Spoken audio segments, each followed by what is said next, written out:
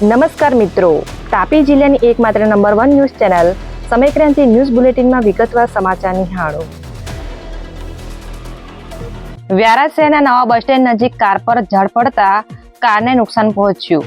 તાપી જિલ્લાના વ્યારા શહેરમાં ભારે પવન સાથે પડેલા વરસાદને પગલે નવા બસ સ્ટેન્ડ નજીક એક કાર પર ઝાડ પડ્યું હતું, જેમાં કાર ચાલકનો બચાવ થયો હતો. તો બીજી તરફ કારને મોટું નુકસાન પહોંચ્યું હોવાની માહિતી મંગળવારના રોજ 4 કલાકે પ્રાપ્ત થઈ હતી.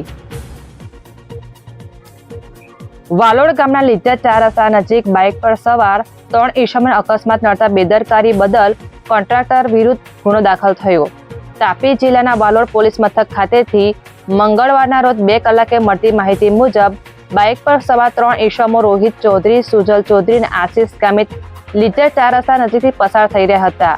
ત્યારે રોડનું કામ ચાલતું હોય ત્યાં સિમેન્ટના પાઇપ બેદરકારીપૂર્વક મૂકતા તેની સાથે અકસ્માત સર્જાતા બાઇક સવારોને ઈજા પહોંચી હતી. બનાવને લઈ પોલીસે મયુરભાઈ નામના કોન્ટ્રાક્ટર વિરુદ્ધ ગુનો દાખલ કરી કાર્યવાહી હાથ ધરી છે. સોંગણના બજાર વિસ્તારમાં અમદાવાદના પ્લેન ક્રેશની ઘટનામાં મૃતકોને શ્રદ્ધાંજલિ અર્પણ કરાઈ. સોંગણનગરમાં આવેલ બજાર વિસ્તાર નજીક સામાજિક આગેવાનો અને લોકો દ્વારા શ્રદ્ધાંજલિ અર્પણ કરાઈ હતી, જેમાં અમદાવાદ ખાતે પ્લેન ક્રેશની દુઃખદ ઘટનામાં મૃત્યુ પામેલ દિવંગત આત્માને 2 મિનિટનું મૌન પાળી શ્રદ્ધાંજલિ અર્પણ કરવામાં આવી હતી. જે બાબતની વિગત મંગળવારના રોજ 4 કલાકે પ્રાપ્ત થઈ હતી. ઉચ્છલનો યુવાન રિચાર્જ કરવા જતા 45,000નો સાયબર ફ્રોડ થતા ફરિયાદ નોંધાઈ. તાપી જિલ્લાના ઉચ્છલ ગામના પટેલ ફળિયામાં રહેતા વિજયભાઈ ગામિત ઓનલાઈન રિચાર્જ કરવા જતા જે રિચાર્જ ફેલ થઈ જતા જેનું રિફંડ મેળવવા જતા ગૂગલ પરથી એમેઝોન કસ્ટમર કેરનો નંબર મેળવી કોલ કરતા તેમાં વોટ્સએપ દ્વારા કોલ કરી ફરી ફોન પે ખોલવા કહી રૂપિયા 45,013 રૂપિયાનું ટ્રાન્સફર કરી લેતા ફ્રોડ થયો હતો. બનાવ લઈને ઉચ્છલ પોલીસ મથકે ફરિયાદ આપતા પોલીસે તપાસ શરૂ કરી છે. જે બાબતની માહિતી સાંજે 5 કલાકે પ્રાપ્ત થઈ હતી. કોકરમુંડા ગામના ગોકુળ ફળિયામાં 2 નાના ભાઈએ મિલકતની અદાવતમાં મોટા ભાઈનું ગળું દબાવી હત્યા કરી. તાપી જિલ્લાના કોકરમુંડા પોલીસ મથક ખાતેથી મંગળવારના રોજ 2:30 કલાકે મળતી માહિતી મુજબ ગોકુળ ફળિયામાં રહેતા શરદ પાડવી નામના યુવકનું 2 નાના ભાઈઓએ મિલકતની અદાવતમાં ગળું દબાવી દઈ હત્યા કરતા ચકચાર મચી છે. બનાવને લઈ કુકરમુંડા પોલીસે હત્યામાં સામેલ 2 ભાઈઓ શંકર પાડવી અને વિપુલ પાડવી વિરુદ્ધ ગુનો દાખલ કરી કાર્યવાહી હાથ ધરી છે. તાપી જિલ્લામાં ધરતી આંબા અભિયાન આચારસંહિતાને પગલે તારીખ 30 જૂન પછી આયોજિત કરવામાં આવશે. તાપી જિલ્લામાં ગ્રામ પંચાયતની ચૂંટણીને લઈ આદર્શ આચારસંહિતાની અમલવારીને ધ્યાને લઈ ધરતી આંબા અભિયાનની તારીખમાં ફેરફાર કરવામાં આવ્યો છે. જે અભિયાન 30 જૂન પછી આયોજિત કરવામાં આવશે હોવાનું વહીવટી તંત્ર દ્વારા જણાવવામાં આવ્યું છે. જે બાબતની માહિતી સાંજે 5 કલાકે પ્રાપ્ત થઈ હતી. સોંગણના ગાચીકુવા ગામે 55 વર્ષીય આધેડીને હૃદયરોગનો હુમલો આવતા મોત નીપજ્યું.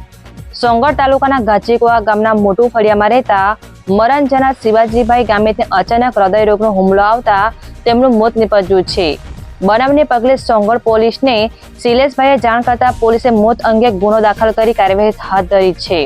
જે બાબતની માહિતી મંગળવારના રોજ 1 કલાકે પ્રાપ્ત થઈ હતી. ઉચ્છલ તાલુકાના જામકી ગામે ભાઈને લાકડી વડે માથાના ભાગે માર મારતા સારવાર અર્થે ખસેડાયો. તાપી જિલ્લાના ઉચ્છલ પોલીસ મથક ખાતેથી મંગળવારના રોજ 3 કલાકે મળતી માહિતી મુજબ જામકી ગામની સીમમાંથી ફરિયાદી સમુવેલ ગામિત પસાર થઈ રહ્યા હતા. ત્યારે તેમનો ભાઈ અલ્પેશ ગામિત અને માતા રેવલીબેન ગામિત મોટરસાયકલ પર આવ્યા બાદ ભાઈએ માથામાં લાકડાના સપાટા મારતા ઈજા પહોંચી હતી. બનાવને લઈ ઈજાગ્રસ્તને સારવાર અર્થે ખસેડવામાં આવ્યો હતો. બનાવને લઈ પોલીસે કાર્યવાહી હાથ ધરી છે. ડોલવણ પોલીસે પીઠાદરા ગામેથી વિદેશી દારૂનું વેચાણ કરતી મહિલાને ઝડપી લીધી. ડોલવણ પોલીસ ટીમના માણસોને મળેલી બાતમીના આધારે પીઠાદરા ગામે દારૂ અંગે છાપો માર્યો હતો, જેમાં મહિલા આરોપી મંજુલાબેન ચૌહાણના ઘરના પાછળના ભાગેથી 42 બોટલ વિદેશ દારૂ મળી આવતા પોલીસે કાર્યવાહી હાથ ધરી છે. જે બાબતની વિગત મંગળવારના રોજ 3 કલાકે પ્રાપ્ત થઈ હતી.